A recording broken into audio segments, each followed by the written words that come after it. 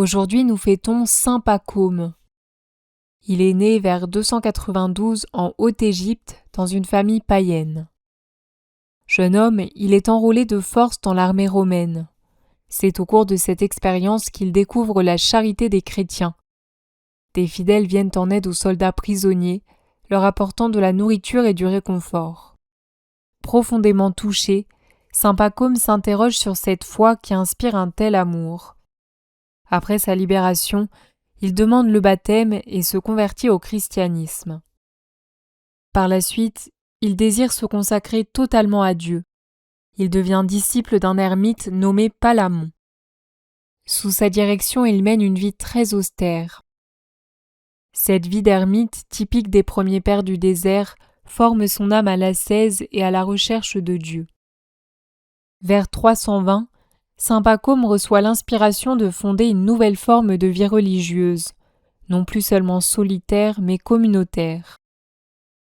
Il établit à Tébénèse, en Égypte, le premier monastère organisé où les moines vivent ensemble selon une règle commune.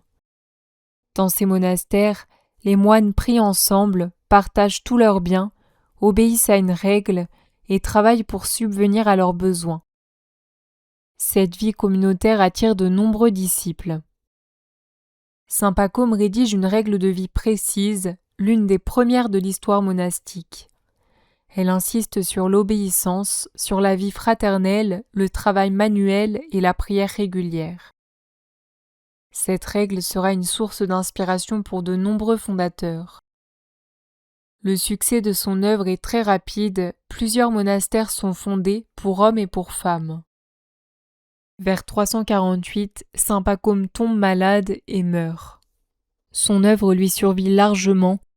La vie monastique en communauté se répand dans tout le monde chrétien, en Orient comme en Occident. Saint Pacôme en ce jour prie pour nous. Nous te confions tous les monastères, toutes les communautés religieuses.